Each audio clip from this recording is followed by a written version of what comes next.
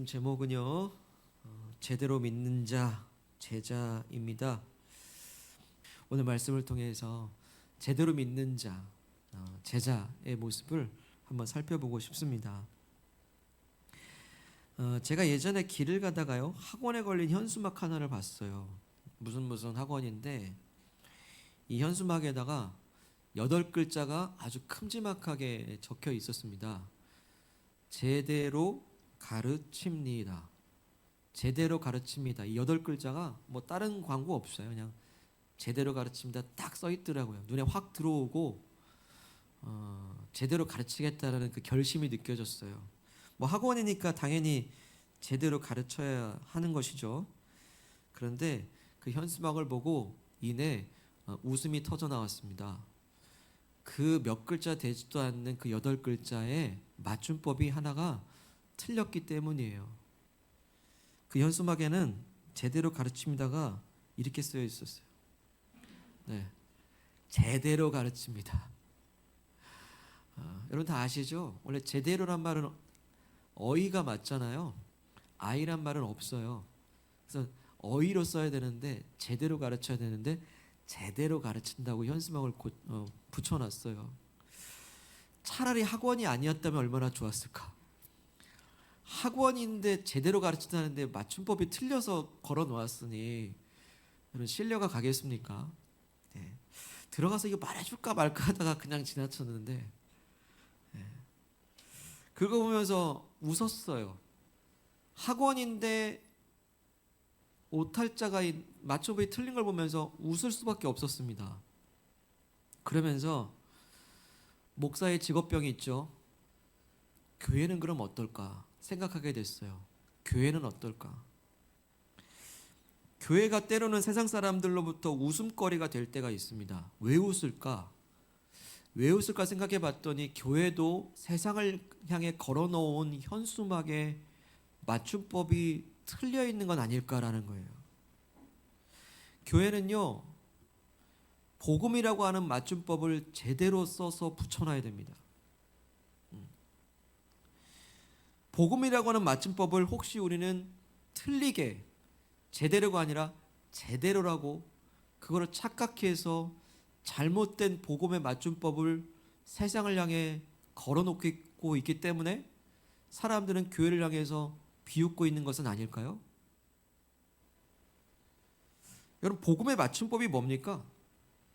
복음의 제대로 된 맞춤법. 여러분 복음이란 단지 그 2글자의 맞춤법을 얘기하는 건 아니라는 건 아시죠? 이 복음이라고 하는 이 정확한 맞춤법은 바로 십자가입니다. 예수 그리스도예요. 그러니까 복음이라고 쓰고 예수 그리스도의 십자가라고 읽어야 돼요. 복음이라고 쓰고 나를 위해 죽으신 예수님의 십자가의 은혜라고 읽어야 됩니다. 복음이라고 쓰고요. 나의 죄를 모두 씻어주신 그 예수님의 십자가의 사랑이라고 읽어야 돼요. 때문에 교회 안에 예수님이 안 보이면요, 그것은 복음의 맞춤법이 틀려 있는 교회예요. 세상의 조롱거리가 됩니다.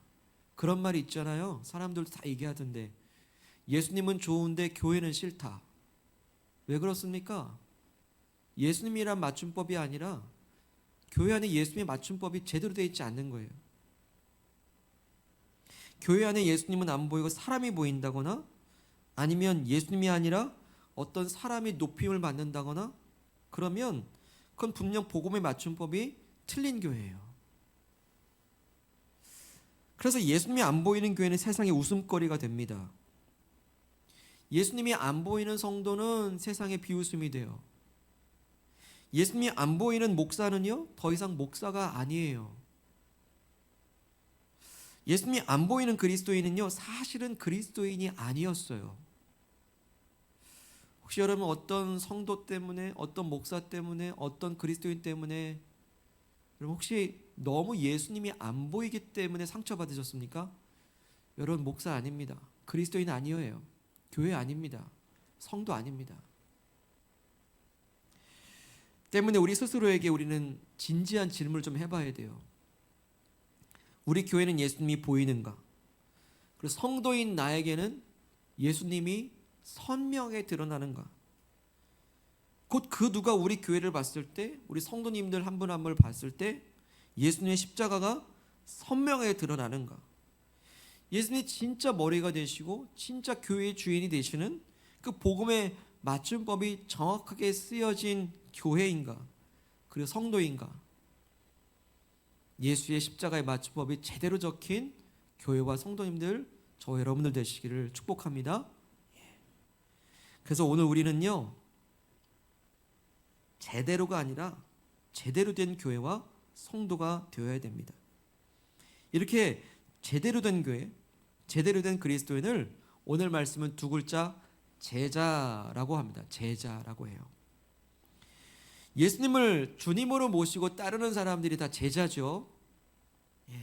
의미는 그렇습니다. 제자의 의미가 그렇습니다. 그런데 오늘은요, 이 제자라는 말을 제대로 믿는 자라고 이렇게 풀어 쓰고 싶습니다. 제대로 믿는 자. 요즘에는 다 말들을 줄여서 쓰더라고요. 음식물 쓰레기 안 그러고 음쓰 그러던데요. 처음에 음쓰 그렇게 뭔가 한참 몰랐어요. 그래서 음식 쓰레기를 음쓰라고 하던데요. 그래서 저희도 예수님을 제대로 믿는 자를 이렇게 제자라고 줄여 부르고 싶습니다. 제대로 믿는 자, 제자. 제대로 따르는 자, 제자라고 부르고자 합니다. 그래서 제자는요, 예수님을 제대로 믿고 따르기 때문에 이 복음의 맞춤법이 정확해요. 다른 이들에게 웃음거리가 되지 않습니다. 자, 예수님은요, 오늘 말씀에서 이렇게 예수님을 제대로 따르는 자, 제대로 믿는 자, 곧 제자를 뭐로 비유하시냐면 소금으로 비유하십니다. 우리 34절과 35절을 함께 읽겠습니다. 시작. 소금이 좋은 것이나 소금도 만일 그 맛을 잃으면 무엇으로 짜게 하리요? 땅에도 거름에도 쓸데없어 내버리느니라. 들을 귀가 있는 자는 들을지어다 하시니라. 아멘. 자, 그러니까 예수님을 제대로 믿으면 그것은 소금이 마치 짠맛을 제대로 내는 것과 같은 것이다 라는 거예요. 근데 예수님을 제대로 믿지 않으면, 제대로 따라가지 않으면 마치 짠맛을 잃은 소금처럼 아무 쓸데없대요. 거름에도 쓸데없대요. 아무 데도 소용이 없대요. 버려지게 되고 사람들에게 밟힌다라는 거예요. 여러분 가정에 소금인데 하나도 짠맛이 안 나요. 여러분 두시겠습니까? 다 버리죠. 밟히는 거예요. 여러분 왜 이 시대의 교회가 세상 사람들에게 밟힐까요? 정말로 예수님을 진짜 잘 믿기 때문에 핍박받는 겁니까? 아니면 혹시 그 반대로 짠맛을 잃어버렸기 때문에 밟히는 겁니까? 우리가 제대로 예수님을 믿기 때문에 밟히는 겁니까? 아니면 그리스도인으로서 짠맛이 하나도 안 나기 때문에, 영향력이 아무것도 없기 때문에 그렇게 밟히는 것입니까? 그래서 예수님은 오늘 우리들에게 진짜 짠맛을 내는, 진짜 제대로 믿는 자가 되어야 된다고 하십니다. 진짜 제대로 믿는 교회에 따르는 성도가 되어야 한다 말씀하십니다. 여러분 코로나 이후에 많은 성도들이 교회를 떠난 이들도 있습니다. 그래서 많은 교회들이 성도들이여 예배의 자리로 돌아오라고 그렇게 외칩니다. 하지만 진짜 돌아와야 될 것은 교회가 복음으로 돌아오는 거예요. 그게 코로나의 광풍 가운데 주신 예수님의 명령이에요. 그래서 진짜 교회의 거듭남은 이 코로나 이후에 복음이 선명하고 십자가가 선명하고 예수가 선명한 교회가 되어야만 합니다. 되어야만 합니다. 더 이상 늦어요. 더 이상 늦출 수 없는 거예요. 사명인 거예요. 그래서 예수님은 제대로 따르는 자, 곧 제자가 되라고 세 가지 조건을 말씀하십니다. 예수님을 제대로 믿는 제자가 되는 첫 번째 26절 읽겠습니다. 시작. 무릇 내게 오는 자가 자기 부모와 처자와 더욱이 자기 목숨까지 미워하지 아니하면 능히 내 제자가 되지 못하고. 아멘. 자, 예수님을 제대로 따르는 자, 곧 제자는요, 자기 부모, 처자식, 형제, 자매는 물론이고 내 목숨까지도 미워해야지 예수님을 따를 수 있다라고 합니다. 미워하지 아니하면. 참 당황스러운 말씀이 아닐 수 없어요. 어떻게 예수님이 이런 말씀을 하실 수 있는가? 예수님도 계명을 지키시는 분이라면 내 부모를 공경하라는 그 계명을 잘 지키시는 분일 텐데 어떻게 부모를 미워하라고 하시는가? 또 내 이웃을 내 몸과 같이 사랑하라고 사랑을 그렇게 말씀하신 주님께서 어떻게 미움이란 단어를 쓰실 수 있는가? 심지어 성경의 디모데전서 5장 8절에는요. 자기 가족을 돌보지 아니하면 믿음을 배반한 자요 불신자보다 더 악한 자라고까지 말씀하세요. 자기 가족을 돌보지 않으면. 그런데 부모, 형제, 처자식 자기까지 미워하라고 예수님 말씀하시니까 뭔가 앞뒤가 안 맞는 것 같아요. 하지만 이 미워하라는 이 단어를요. 문자 그대로 이해해서는 안 됩니다. 이 미워하라는 단어를 한글 성경 말고 번역되기 이전에 헬라어 성경으로 이 미워하다는 단어를 찾아보게 되면요. 이런 뜻이에요. 조금 덜 사랑한다는 뜻이 있습니다. 조금 덜 사랑한다. 그러니까 말 그대로 부모 형제 다 미워하라는 것이 아니라 상대적으로 다른 것보다 덜 귀히 여긴다는 뜻이에요. 자, 이 말씀이 평양 본문이라고 해서 똑같은 말씀이 마태복음에도 똑같이 있는데요. 거긴 이렇게 알기 쉽게 풀어놨습니다. 마태복음 10장 37절 38절 아버지나 어머니를 나보다 더 사랑하는 자는 내게 합당하지 아니하고 아들이나 딸을 나보다 더 사랑하는 자도 내게 합당하지 아니하며 이렇게 말씀하세요. 그러니까 미워하라는 말씀이 진짜 미워하라는 게 아니라 예수님을 제일 사랑하고 예수님이 가장 우선순위에 있어야 된다라는 것을 말씀하세요. 부모, 형제, 자매 당연히 사랑합니다. 그렇지만 예수님보다 더 사랑할 수는 없어요. 우리 아들, 딸들 당연히 사랑하지만 예수님보다 더 사랑할 수 없어요. 나 자신도 사랑해야 되지만 예수님보다 더 사랑할 수 없어요. 곧 예수님을 제일 사랑하고 예수님께 가장 먼저 우선순위를 두는 사람, 제대로 예수님을 믿는 자요, 제대로 예수님을 따르는 자, 제자라고 말씀하십니다. 다시금 우리에게 질문해 보시기 바랍니다. 나는 제대로 믿는 자, 제자인가? 그렇다면 나는 예수님을 제일 사랑하는가? 한번 질문해 보시기 바랍니다. 나는 그 어떤 것보다 예수님을 가장 우선순위에 두는가? 한번 질문해 보시기 바랍니다. 나는 어떤 선택 기준보다 예수님을 기준으로 해서 선택하는가? 자, 오늘 말씀을 보게 되면요. 수많은 사람들이 예수님을 좀 따르고 있대요. 한번 25절 보실까요? 수많은 무리가 함께 갈새 예수님께서 돌이키사 이르시되 그럽니다.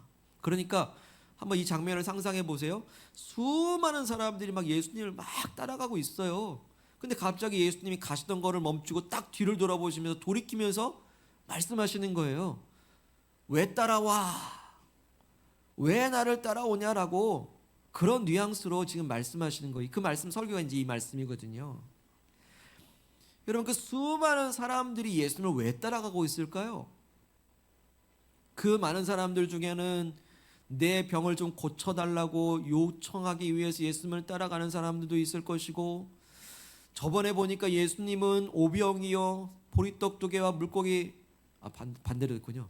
물고기 2마리와 떡 5개 가지고도 그 5,000명을 먹이고도 그 풍성이 남았던데, 나 지금 오늘 배고픈데 예수님 따라가면 먹을 것 좀 얻어 먹을까 하는 사람들도 있을 것이고, 우리 이 민족을 로마가 지금 지배하고 통치하고 있는데 예수님이야말로 이 능력을 보니 로마 정권을 다 타도하고 우리나라를 독립시켜줄 위대한 지도자로서 여기고 따르는 이들도 있을 것이고, 단순한 호기심에서 예수님을 따르는 사람도 있을 것이고, 그렇게 수많은 사람들이 예수님을 지금 따라가고 있거든요. 다 목적이 있어요. 다 이유가 있는 겁니다. 그런데 오늘 우리가 그 당시에 예수님을 같이 따라가고 있다고 한번 생각해 보세요. 나는 예수님을 어떤 이유와 목적으로 따라가고 있을까요? 나는 어떤 목적과 이유를 가지고 예수님께 뭘 얻어내려고 예수님을 지금 나는 그 무리 틈에 껴 따라가고 있을까요? 만약 예수님이 나에게 어떤 유익을 주실 것 같아서 예수님을 따르고 있다고 한다면 그것은요, 예수님이 우선순위가 아니라 내 소원이 더 우선순위가 되어 있는 상태임을 말해주는 거예요. 때문에 이걸 바꿔 말하면 예수님을 제일 사랑한다라는 것은 예수님 한 분만 계셔도 만족한다는 뜻이에요. 이 수많은 무리들 중에 어떤 이런 이유 저런 이유 있지만 그 소원을 들어주면 너무 감사하지만 혹 그리 아니하실지라도 난 예수님 때문에 사랑하기 때문에 예수님 따라가요. 그게 제대로 믿는 자, 제대로 따르는 자라고 말씀하십니다. 여러분, 예수님 한 분만으로 만족하시는 저 여러분들 되시기를 소망합니다. 그렇게 예수님을 최고로 사랑하잖아요. 그 예수님을 최고로 우선순위로 두게 되면요, 그래서 예수님을 따르기 위한 일이라면 그 다음부터는 어떤 희생도 감수하기 시작해요. 어떤 희생도 감수하고 예수님을 따라가고자 열심을 내게 돼요. 그래서 예수님을 따르는, 제대로 따르는 자, 제자의 두 번째 조건이 바로 이거예요. 27절 읽겠습니다. 시작. 누구든지 자기 십자가를 지고 나를 따르지 않는 자도 능히 내 제자가 되지 못하리라. 아멘. 자, 십자가는 참고 견디는 인내를 말해요. 또 고통을 의미하기도 합니다. 예수님을 따를 때 자기 십자가를 지고 간다는 것은 예수님을 따르기 위해서 어떤 어려움이 있다 할지라도 인내한다라는 거예요. 혹 핍박이 있다 할지라도 이기고 나간다는 뜻이에요. 그래서 십자가를 지고 간다는 건 인내하고 주님을 따르겠습니다라고 결단하는 거예요. 우리는 솔직히 자기 십자가를 지고 따르는 말씀이 좀 주저돼요. 솔직히 예수님을 따르는 게 부담스럽기도 합니다. 하지만 내 십자가를 지고 주님을 따를 때 인내하고 어려움도 있을 것 같고 그런 것이 있지만 그 십자가를 부담스럽다라고 말하기 전에 우리 한번 생각해 봐요. 이미 내가 희생하고 있는 게 있다라는 거예요. 이미 내가 헌신하고 있는 게 있어요. 이미 내가 수고하는 게 있고 돈 들이는 거 있고 시간 들이는 게 이미 있어요. 그러고 보면요, 내가 살아가는 것들을 위해서는요 기꺼이 희생하고 있더라고요. 내가 사랑하는 사람을 위해서는요 때로는 내 목숨과도 맞바꾸려고도 하더라고요. 우리는 이미 희생을 하고 살아요. 우리는 우리 자녀들을 사랑합니다. 그래서 우리는 자녀들을 위해 희생하잖아요. 밥 먹여줘, 옷 입혀줘, 학교 보내줘, 심할 때마다 입히고 먹이고 잘 살펴주잖아요. 왜 우리는 희생하죠? 사랑하기 때문이에요. 때로는 어떤 절박한 상황이 닥쳤을 때 만약 자식과 내 생명을 맞바꿔야 될 어떤 위기의 순간이 온다면 우린 부모로서 그걸 기꺼이 할 의향들이 있단 말이에요. 어떻게 그럴 수 있죠? 사랑하기 때문이에요. 이 밖에도 우리는 그 어떤 것이 그렇게 좋고 어떤 게 그렇게 사랑스러워가지고 내 시간과 맞바꾸고 있고 내 돈과 맞바꾸고 있고 내 수고의 땀을 맞바꾸고 있잖아요. 좋은 학교 가려고 그러고 좋은 직장 가려고 그러고 더 좋은 자리로 가려고 하잖아요. 수고를 아끼지 않아요. 왜? 사랑하기 때문이에요. 좋아하기 때문이에요. 때문에 오늘 자기 십자가를 지고 예수님을 따르는 말씀은요, 역시나 첫 번째 조건이었던 예수님을 제일 사랑하잖아요. 그럼 예수님을 위해 희생할 수 있어요. 기꺼이. 예수님이 가장 중요하잖아요. 그럼 가장 중요한 예수님을 위해 우리는 마땅히 기꺼이 어려움도 이겨나갈 힘을 얻어요. 그래서 질문은요, 자기 십자가에 매이는 게 아니라 예수님을 사랑하는가에 있어요. 여러분, 이 자기 십자가를 지고 따르라는 이 말씀을 부담으로 받지 말고 사랑으로 받으시길 바랍니다. 사랑으로 받으셔야 돼요. 예수님을 최고로 사랑하시길 바랍니다. 십자가도 달게 지고 가실 것입니다. 십자가는 또한 죽음을 의미하기도 해요. 죽음을. 여러분 아시는 것처럼 십자가는 당시의 사형 도구입니다. 처벌하는 도구예요. 그런데 예수님은 그 누구의 십자가도 아니라 오늘 말씀 보니까 자기 십자가를 지래요. 네 십자가도 아니고 이 사람 십자가도 아니고 저 사람 십자가도 아니고 내 십자가를 지고 따르래요. 근데 가만 보니까 예수님도 십자가로 올라가실 때 골고다로 가실 때 예수님 자신이 못 박힐 십자가를 자신이 지고 가셨잖아요. 똑같이 저와 여러분들에게도 다른 누구 십자가 할 거 없어. 네 십자가 네가 지고 와라고 말씀하시는 거예요. 여러분 그런데 십자가는 사형 도구잖아요. 죽는 십자가래요. 그렇다면 내가 지고 가는 십자가는 뭡니까? 내가 죽는 십자가예요. 내가 죽어야 될 십자가라는 거예요. 죽음 무섭네요. 여러분 도대체 무엇이 죽어야지 된다는 겁니까? 그걸 죽이고 예수님을 따르래요. 내가 죽을 십자가는요, 바로 내 죄를 죽이는 십자가예요. 우리는 내 죄를 십자가에 다 죽이고 못 박고 예수님을 따라가야 돼요. 내가 죽을 십자가는요, 내 고집을 죽이는 십자가예요. 여러분 고집 부리지 마세요. 고집을 십자가에 못 박고 예수님을 따라가야 돼요. 고집 부리면 예수님 못 따라갑니다. 내가 죽을 십자가는요, 내 미움을 죽이는 십자가예요. 미움을 다 십자가에 못 박고 예수님을 따라가야 돼요.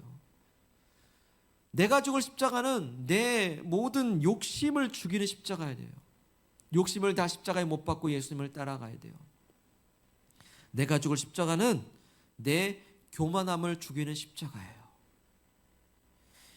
이렇게 내 죄, 내 고집, 미움과 욕심과 교만을 십자가에 다 죽이고서 예수님을 따르는 자, 제대로 믿는 자, 제자래요. 그런데 여러분, 이렇게 죽이는 게 쉬운 일은 아니에요. 근데 여러분 바꿔 생각해 보세요. 사실 내 죄, 내 고집, 내 미움, 내 욕심, 내 교만이 사실상은 나를 진짜 죽이는 거였어요. 진짜 죽이는 거 그거였어요, 나를. 생각해 보십시오. 죄는 내 영혼을 죽여요. 그래서 하나님과의 관계를 끊어놔 버려요. 여러분 고집은요, 주변의 관계를 죽여요. 여러분 고집스러운 사람과 한번 1시간 대화해 보세요. 생각만 해도 머리 아프죠. 사람들이 떠나요. 고집이 죽여지지 않는 사람은요, 관계가 죽어요. 여러분 미움은 뭘 죽일까요? 내 마음을 죽여요. 누군가를 미워하는 분노로 가득 차 있는 내 마음이 천국일까요, 지옥일까요? 여러분 미움만큼 지옥이고 죽음이에요. 내 마음이 죽어요. 욕심은 뭘 죽일까요? 욕심은요, 실제로 내 몸을 죽입니다. 왜냐하면 욕심은 절제하지 못하기 때문이에요. 절제하지 못하면요, 몸이 망가져요. 탐식도 있고요. 몸이 망가져요. 절제하지 않기 때문에. 여러분 교만은 뭘 죽일까요? 교만은 내 눈을 죽여요. 왜? 나밖에 모르기 때문이죠. 다른 사람들을 다 밟고 일어나요. 교만은 다른 사람 못 보고 자신만 보기 때문에 교만은 내 눈을 죽입니다. 그래서 내가 진짜 살맛 나는 삶을 살려면요, 내가 진짜 사는 삶, 진짜 내가 산다, 사는 삶을 살려면요, 이런 내 모든 자아들을 죽일 때 살아요. 죽일 때 살아요. 그러니 예수님은 자기의 십자가를 지고 주님을 따르라는 건요, 우리에게 구원 같은 말씀, 메시지인 거예요.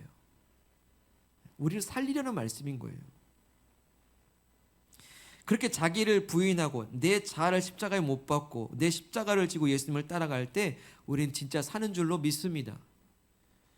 진짜 자기 십자가를 지고 예수님을 따르는 진짜 제자가 되는 길, 예수님을 제일 사랑하고 예수님을 제일 우선순위에 두기 때문에 기꺼이 예수님을 위해 희생도 하고 핍박도 견디고 내 자아도 당연히 죽이고 예수님을 따라가는 진짜 제대로 믿는 자, 제자가 되시기를 축복합니다.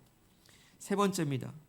예수님을 제대로 믿고 따르는 자가 제자가 되는 길은요, 33절 읽겠습니다. 시작. 이와 같이 너희 중에 누구든지 자기의 모든 소유를 버리지 아니하면 능히 내 제자가 되지 못하리라. 아멘. 소유를 버리고 예수님을 따르래요. 이 말씀 역시도 부담이 되긴 해요. 예수님 꼭 소유를 버려야만 합니까? 그래야만 예수님 따를 수 있나요? 그래야 따를 수 있대요. 이 말씀 역시도요, 우리는 이렇게 이해할 수 있습니다. 소유가 예수님보다 더 앞서서는 안 된다라는 것을 말씀하세요. 소유가 예수님보다 앞서면 안 된대요. 그러니까 버릴 수도 있는 거예요. 자유케 된다, 자유하란 말이에요. 예수님이 주인이고요, 소유가 도구라는 걸 말씀하시는 거예요. 예수님이 철저하게 주인된 삶, 소유는 철저하게 도구라는 걸 인식하는 삶. 그런데 세상 사람들은 이걸 몰라요. 도구가 주인 되니까 그게 사람을 위협하더라고요. 여러분 망치나 톱이나 칼 이런 건 도구잖아요. 근데 그거를 잘 다뤄야 되거든요. 잘 다루지 못하면 그것은 우리에게 위협이 됩니다.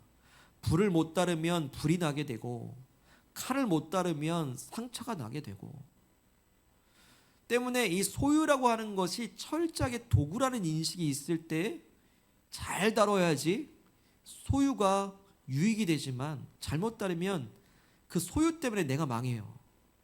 내가 다쳐요. 그래서 예수님은 소유를 버리고 진짜 네 주인이 누구냐라고 물어보시는 거예요. 소유가 주인이냐, 예수님이 주인이냐. 그렇다면 주인 따를 때 소유도 버릴 수 있겠냐 말씀하시는 거예요. 예, 당연히 버릴 수 있죠. 여러분 한번 따라해 보시기 바랍니다. 예수님이 나의 주인, 소유는 도구이다. 예, 철저하게 이거를 붙잡고 살아야 돼요. 때문에 소유를 버린다는 건요, 소유를 단순히 버린다는 것에 그치지 않고요, 소유라는 도구를 지혜롭게 다룰 줄 안다라는 것이에요. 지혜롭게 다룰 줄 안다라는 거. 못을 막으려면 망치를 써야 됩니다. 그런데 밥을 먹을 때도 망치로 먹는 사람이 있습니까? 여러분 상상만 해도 여러분 끔찍하죠? 망치로 밥을 먹는다? 이빨 다 나가겠네요. 그죠? 다쳐요. 그때는 망치를 내려놔야 돼요. 그때는 숟가락 가지고 먹어야 돼요. 이게 지혜라는 거거든요. 당연한 지혜죠. 마찬가지로 이 소유라는 도구를 써야 할 곳에 제대로 쓰는 것이 지혜라는 거예요. 소유를 가지고서 만약에 내 욕심을 채우는 데 쓴다고 한다면 그건 마치 망치를 가지고 밥을 먹겠다라는 것과 똑같아요. 다쳐요. 때는 그걸 내려놓을 줄 알아야 되거든요. 지난주에도 우리 말씀 나눴잖아요. 돈자루가 있는데 돈자루에다가 내 욕심을 막 채우게 되면 그것은 마치 날카로운 송곳을 돈자루에 넣는 것과 똑같다라고. 그게 돈인 줄 알았거든요. 그게 욕심이었어요. 이 욕심의 송곳이 그렇게 든든할 줄 알았던 돈자루를 팍 터트려 버려요. 다 새는 거예요. 그러니까 벌어도 안 되죠. 때로는 망치를 내려놓을 때가 있어야 되듯이 소유라는 도구를 내려놔야 됩니다. 도구를 써야 될 때와 내려놓을 때를 아는 것처럼 소유를 써야 될 곳과 소유를 내려놓을 때를 아는 지혜, 그게 제자예요. 자유한 사람. 이런 사람은요, 인생을 사는 목적이 분명한 거예요. 왜? 쓸 때 쓸 줄 아니까요. 버릴 때 버릴 줄 아니까요. 왜 그럴까요? 정확한 인생의 목적이 분명하기 때문이에요. 사는 목적을 알기 때문에 소유를 그 사는 목적에 따라 쓰기도 하고, 사는 목적을 알기 때문에 소유가 혹시 걸림돌이 될 때는 과감하게 포기해요. 내려놔요. 목적을 알아야 되거든요. 왜 삽니까 우리? 왜 살죠? 한번 질문해 봅니다. 왜 살까? 무슨 목적 가지고 인생을 살까? 근데 오늘 주님 분명히 말씀하세요. 너의 사는 목적은 예수님을 따르는 것이라고 말씀하십니다. 예수님이 인생의 목적이라고 말씀하시는 거예요. 여기 수많은 무리들 중에 이 목적 저 목적 가지고 살지만 오직 예수님을 순수하게 따르는 것이 너의 인생의 목적이고 사는 이유라고 말씀하십니다. 왜요? 예수님을 따라갔더니 거기 하나님 나라가 열려져 있더라고요. 하나님은 하나님 나라를 우리에게 허락하실 때 오직 예수라는 길로서만 주시거든요. 그래서 예수님을 따를 때 이 땅에서 하나님 나라를 경험하게 되고, 예수님을 따라갔더니 이 땅 떠나도 영원한 하나님 나라에서 살게 됩니다. 여러분 하나님 나라를, 천국을 누리시길 원하십니까? 그래서 우리는 예수님을 따라가야 돼요. 그게 인생의 목적이 되어야 돼요. 그 하나님 나라를 누리거든요. 그 인생에 사는 목적이 분명하기 때문에 소유가 그럼 어디로 흘러가겠습니까? 바로 하나님 나라를 위해 흘러가게 되는 거예요. 아, 여긴 써야지. 하나님 나라의 영광 위해서 내 소유를 드려야지. 헌신하는 것이지. 아깝지 않은 거예요. 당연히 드린 것이죠.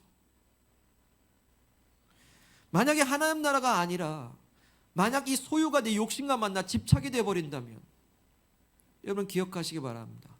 소유와 욕심이 만나면 집착이 돼요. 집착이 되면요, 왜 버는지 몰라요. 그냥 무작정 벌기만 혈안이 되는 거예요. 방향성이 없어요. 그런 인생은요, 항해하는 인생이 아니라 표류하는 인생이에요. 그냥 인생의 파도에 떠돌아만 다녀요. 인생의 항로가 정확하시기 바랍니다. 하나님 나라에 쓰시고 소유를 들이시고, 때로는 그것이 하나님 나라 가운데 욕심이 만나 집착이 되어버렸다면 과감히 포기하시기 바랍니다. 예수만 소유하시기 바랍니다. 때로는 어떤 종교에서는 이 집착과 소욕이 자꾸 소유와 만나니까 그것이 우리에게 너무 번뇌가 되니까 다 그냥 포기하고 무소유로 살고자 해요. 그래, 소유하지 말자. 그런데 이상적입니다. 사람은요, 소유할 수밖에 없는 존재예요. 사람은요, 뭔가 소유하지 않으면 불안을 느끼는 존재이기 때문에 인간의 본질과 속성이 완전히 무시돼서 무소유로 살 수는 없는 거예요. 근데 기독교는 소유하는 종교입니다. 다만 뭘 소유해야 되고 뭘 소유하지 않아야 될 걸 정확하게 알려주는 종교, 기독교입니다. 뭘 소유하시겠습니까? 오직 한 분, 예수만 소유하라는 거. 그럴 땐 다른 게 무소유가 돼도 모든 걸 가진 것과 같은 행복과 만족이 있음을 정확하게 예수님은 가르쳐 주십니다. 여러분, 소유를 다 갖고 있다고 자유할까요? 우리가 인생에 달리기 하나를 하더라도 간편한 목적으로 훌 털고 달리기를 하는데, 이 믿음의 경주 예수님을 따라갈 때 거추장스러운 거 다 갖고 가시겠습니까? 오직 예수만 바라보고 자기 소유를 때는 버리고 예수만 따르는 믿음과 결단 가운데 가시기를 소망합니다.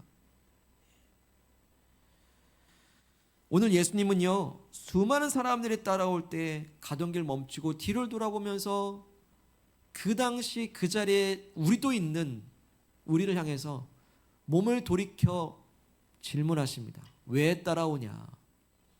너는 왜 나를 따라오냐라고 예수님 우리에게 질문하십니다. 나를 따르려는가? 그렇다면 예수님 말씀하세요. 무작정 따라오지 말고 이제 생각해보고 헤아려보고 따져보고 결단하고 작정하고 각오하고 따르라고 말씀하세요. 그러면서 두 가지 재밌는 비유를 말씀하시는데요. 28절부터 32절까지가 그 두 가지 내용인데요.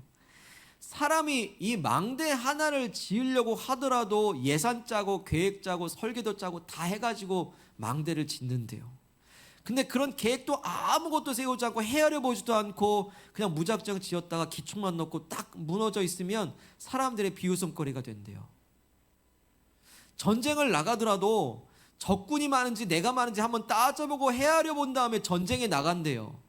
하물며 예수님을 따르겠다라고 하는 사람들이 헤아려 보지 않느냐? 왜 따져보지 않느냐? 생각해 보라는 거예요. 여러분, 이 위기의 시대에 하나님은, 예수님은 교회를 향해서, 저 여러분을 향해서 한번 생각 좀 해봐라, 따져보라라고 말씀하십니다. 지금 제대로 믿는 거 맞아? 제대로 따르는 거 맞냐라고 저에게 그리고 우리에게 말씀하고 계시는 거예요. 지금 제대로 안 하면 늦을 거야 라고 하시는 거예요. 여러분, 오늘 이 세 가지 조건을 한번 헤아려 보시고 따져 보시길 바랍니다. 예수님을 따른다고 하면서 혹시 예수님보다 더 사랑하고 있는 것은 아닌지 따져 보십시오.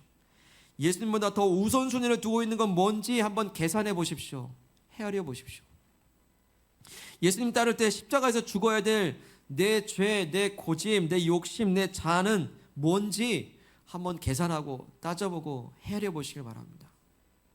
예수님 따를 때 혹시 소유가 주인 되어 있는 건 없는지, 내 욕심과 소유가 만나서 집착이 된 건 없는지 헤아려보고 따져보고 계산해 보시길 바랍니다. 그리고 결심하시길 바랍니다. 복음의 맞춤법이 자꾸만 틀리는 이 시대에 오직 예수 그리스도가 주인 되시는 그 복음의 맞춤법을 제대로 써서 세상을 향해 걸어놓는 우리 교회와 성도님들 다 되시기를 축복합니다. 예수님을 제일 사랑하십시오. 내 십자가를 지고 예수님을 따르십시오. 내 소유를 내려놓고 예수님을 따르십시오. 그래서 이 시대에 진짜 참된 짠맛 소금맛을 제대로 내는, 제대로 믿는 자, 제대로 따르는 자, 제자 되시는 저 여러분들 되시기를 축복합니다. 이 시간 주신 말씀 부여잡고 기도합시다. 망대 하나 지어도 전쟁에 나가도 그렇게 헤아리고 계산하고 따져보는데 우리는 신앙생활하면서 예수님을 따른다면서 타성에 젖어서 헤아려보지 않고 점검하지 않고 생각하지 않고 혹시 우리는 예수님을 따른다라고 착각하고 사는 것은 아닌지 이 시간 예수님은 가던 길을 멈추시고 저 여러분들을 돌아보면서 이 시간 말씀하십니다. 진짜 잘 따라오고 있는 거 맞느냐고. 복음의 맞춤법이 틀리니 짠맛을 잃은 소금처럼 교회가, 성도가 그렇게 세상에 짓밟히고 비웃음 당하는 거라는 사실을 다시 한번 깨우치시면서, 우리 복음의 맞춤법이 정확하라. 예수님 주인 되시고 십자가가 우뚝 서 있는 그 복음의 진짜 본질로 돌아가는. 그래서 오늘 주님 우리에게 도전하십니다. 예수님을 제일 사랑하라. 예수님을 제일 우선순위에 두라. 사랑한다면 십자가도 기꺼이 져라. 그리고 희생하라. 기꺼이 감수하고 또 내 죄를 모든 욕심과 미움과 다툰 거 십자가에 못 박고 예수님을 따르라 말씀하십니다. 우리가 결심과 결단을 가지고 주님 제대로 믿는 자 제자 되도록, 주님 내가 예수님을 사랑하고 예수님을 제일 사랑하고 제일 우선순위에 두고 십자가를 지고 따라가겠습니다. 우리 합심하여 기도하겠습니다. 하나님 감사합니다. 오늘 우리에게 말씀하시고 깨우쳐 주시니 하나님 아버지 제대로 믿는 자가 되게 도와주옵소서. 예수님을 믿는 자, 따르는 자, 아버지 제대로 믿고 따르는 제자가 되기를 원합니다. 하나님, 예수님보다 더 사랑하는 것은 무엇이었습니까? 예수님 말고 더 우선순위에 두었던 것은 무엇입니까? 그 수많은 무리들 중에 나는 어떤 소원이 더 목적이 되고 더 주인 되어서 예수님을 수단으로 여겼습니까? 주님 용서해 주시옵고, 하나님 오직 주님 한 분만으로 만족하는 믿음이 되게 하옵소서. 오직 예수님 한 분만으로 만족하는 믿음이 될 수 있도록 제대로 믿는 믿음이 되게 도와주시옵소서. 우리가 살아가는 것들은 그렇게 희생하고 희생과 시간을 감수하지만 주님, 우리는 주님을 얼마나 사랑합니까? 우리 주님을 사랑하게 하옵소서. 아버지 자기 십자가를 지고 따라가게 하여 주소서. 예수님을 따르는 길이라면 때로는 희생도 감수하고 헌신하게 하시고 핍박도 이겨내게 도와주시고 담대함으로 주님을 따라가게 도와주시옵소서. 주님, 내 죄를 십자가에 못 박습니다. 내 욕심과 미움과 다툼과 내 교만을, 내 죄를 십자가에 못 박고 주님을 따릅니다. 아버지 하나님, 우리로 진짜 살게 도와주시옵소서. 예수를 따르는 진짜 인생, 진짜 살아나는 인생 될 수 있도록 인도하여 주시옵소서. 이 시간 또 한 번 기도하기 원합니다. 예수님은 내 소유를 내려놓고 버리고 예수님을 따르라고 말씀하십니다. 혹시 소유가 주인 되었던 때는 없습니까? 혹시 소유에 내 욕심이 만나 집착이 되어서 왜 벌어야 되는지 이유를 모르고 살았던 것은 아닙니까? 예수님이 인생의 목적이라고 분명히 말씀하십니다. 예수님을 따라가는 것이 바로 하나님 나라를 만나는 길이요 누리는 길이라 말씀하십니다. 주님, 이제 소유가 주인이 아니라 도구가 되게 하시고 이 도구를 지혜롭게 다룰 줄 알게 하시고 이 소유를 통해 하나님 나라 쓰임 받게 하시되, 혹시 이것이 내 욕심 때문에 걸림돌이 된다면 과감히 내려놓는 믿음이 되게 하소서. 우리 합심하여 기도하겠습니다. 하나님 아버지, 소유가 많으면 살 줄 알았습니다. 그러나 그것이 나로 위험하게 만들 때가 있었습니다. 아버지, 도구가 주인 되면 위험합니다. 오 하나님, 도구를 다룰 줄 못하면 오히려 해가 됩니다.